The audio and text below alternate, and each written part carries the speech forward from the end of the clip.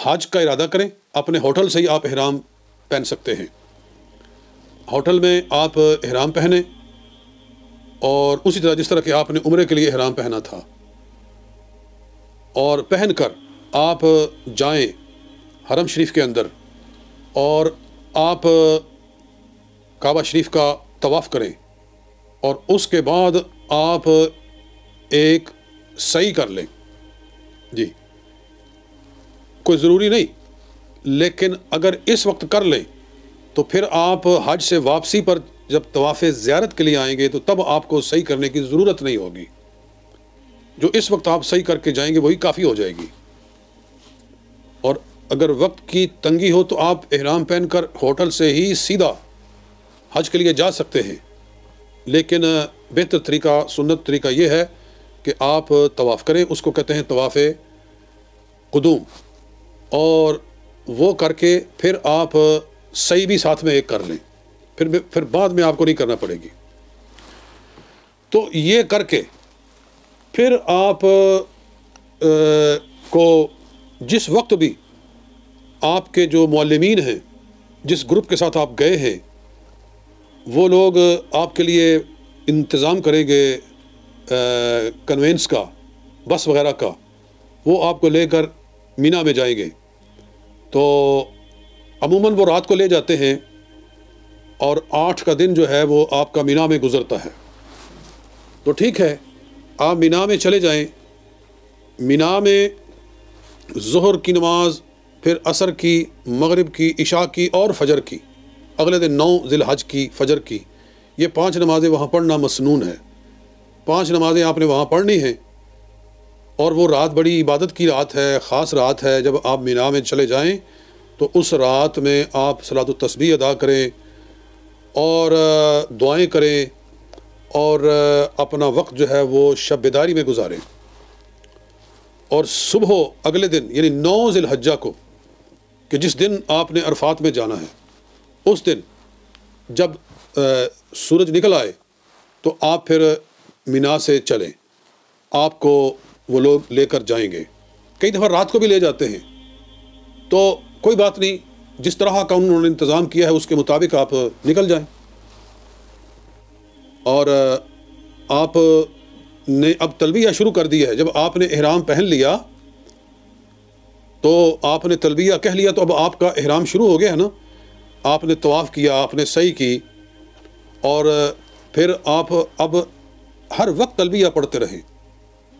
سواری پہ چڑھتے ہوئے تلبیہ کہیں، سواری سے اترتے ہوئے کہیں، جی کسی بلندی پہ چڑھتے ہوئے، وہاں سے اترتے ہوئے، سونے سے پہلے، سو کر اٹھیں، ایک حالت سے دوسری حالت کی طرف، ایک سچویشن سے اندر سچویشن کی طرف جب آپ موو کرتے ہیں تو آپ تلبیہ کے ساتھ کریں، الغرض بس تلبیہ ہی تلبیہ کہتے رہیں۔ اور پھر آپ کو عرفات میں لے جایا جائے گا۔ عرفات میں جا کر آپ نے وہاں غروب آفتاب تک، وہاں 9 ذی الحج کو آپ نے وہاں ٹھہرنا ہے۔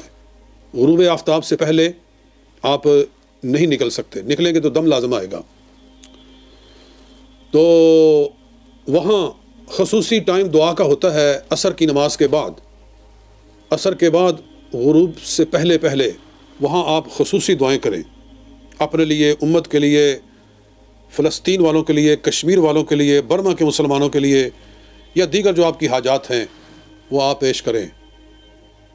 اور 2 نمازیں جو اکٹھی پڑھی جاتی ہیں، یہ صرف ان لوگوں کے لیے ہوتا ہے جو کہ وہاں مسجد ہے بہت بڑی، مسجد نمرہ، اس میں جو لوگ اندر داخل ہو جاتے ہیں یا جہاں تک صفیں لگی ہوئی ہیں، تو اس اجتماع میں جو لوگ داخل ہیں وہاں جو امام ہے وہ دونوں نمازوں کو اکٹھا پڑھتا ہے، ظہر کے ساتھ ہی عصر پڑھتا ہے، تو وہاں 2 نمازیں اکٹھی کی جا سکتی ہیں۔ لیکن باقی جو میلوں تک پورا عرفات کا میدان پھیلا ہوا ہے، لوگ خیموں میں جہاں جہاں بیٹھے ہوئے ہیں، وہ ظہر کی نماز ظہر کے وقت میں پڑھیں گے، عصر کی نماز عصر کے وقت میں پڑھیں گے، وہ اکٹھی نہیں کر سکتے۔ تو جب یہ آپ نے کر لیا اور پھر آپ غروب آفتاب کے بعد وہاں سے واپس نکلے، تو یہ رکن اعلیٰ، رکن اعظم ہے حج کا، عرفات میں جانا۔ جس نے یہ کر لیا اس کا حج ہو گیا، جو وہاں نہیں جا سکا ہے اس کا حج نہیں ہوا ہے۔ پھر رات کو مزدلفہ میں واپس لایا جاتا ہے۔ مزدلفہ جو ہے نا مینا اور عرفات کے درمیان میں ہے۔ رات آپ کی جو ہے نا مزدلفہ میں ہوتی ہے، یعنی 9 ذی الحج اور 10 ذی الحج کے درمیان کی جو رات ہے وہ مزدلفہ میں گزاری جاتی ہے، اور مزدلفہ میں مغرب اور عشاء کی دونوں نمازوں کو اکٹھا کر کے پڑھا جاتا ہے۔ جی، بلکہ جس شخص نے رستے میں پڑھ لی، یعنی عرفات سے نکلا اور رستے میں اس نے پڑھ لی، تو مزدلفہ میں جا کر اس کو وہ نماز دوبارہ ادا کرنی چاہیے۔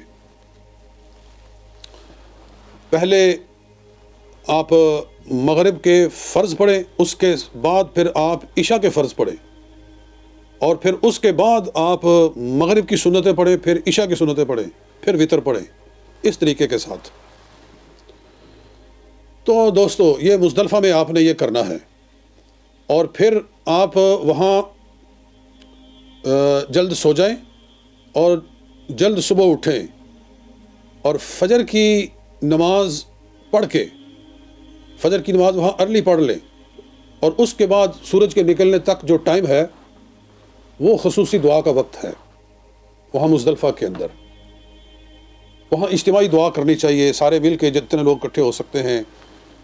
وہ یہ مزدلفہ کی جو حاضری ہے یہ واجب ہے، اگر یہ رہے گا تو دم لازم آئے گا۔ اور پھر وہاں سے اگلے دن 10 ذی الحج کو آپ مینا میں آئے جائیں گے۔ مینا میں پھر آپ نے 10 کو بھی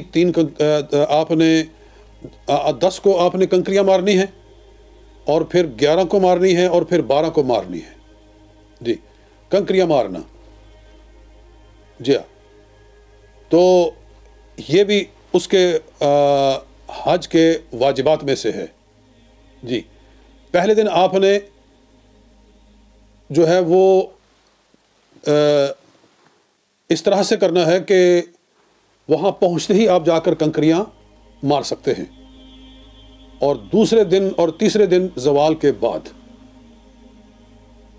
ان چیزوں کا خیال رکھیں، اور قربانی ادا کرنا ہوگی وہ آپ کی طرف سے کی جائے گی۔ یہاں ایک بہت ضروری بات عرض کرنا چاہتا ہوں۔ کنکریاں مارنے کے لیے کئی لوگ صحت مند ہوتے ہیں، ٹھیک ٹھاک ہوتے ہیں، جا سکتے ہیں خود کنکریاں مارنے کے لیے، لیکن وہ دوسروں کو دے دیتے ہیں۔ یعنی ایک آدمی جو ہے وہ کئی لوگوں کی کنکریاں اٹھا کر لے جاتا ہے۔ یہ غلط بات ہے۔ ان کی کنکریاں رہ گئی، ان کو کنکریوں کے بدلے میں دم پڑ گیا۔ یہ ان کے لیے ہے جو بیچارے بہت ضعیف ہیں، وہاں نہیں پہنچ سکتے۔ جی، تو ان کی اگر کنکریاں کوئی دوسرا آدمی مارے گا تو وہ درست ہے، لیکن ہر آدمی ایسا کرنا شروع کر دے تو یہ ناجائز ہے۔ یہ ایک ضروری بات تھی۔ اور ایک آخر میں بات کہنا چاہتا ہوں، وہ یہ ہے کہ لوگ جب احرام کھولتے ہیں تو سر کے بال نہیں کاٹتے، سر کے بال چھوٹے کر لیتے ہیں بس، اور داڑھی مونڈ دیتے ہیں۔ تو یہ کتنی غلط بات ہے۔ داڑھی مونڈنا گناہ ہے، تو جس چیز کو رکھنا تھا اس کو مونڈ دیا، اور جس چیز کو مونڈنا تھا اس کو رکھ لیا۔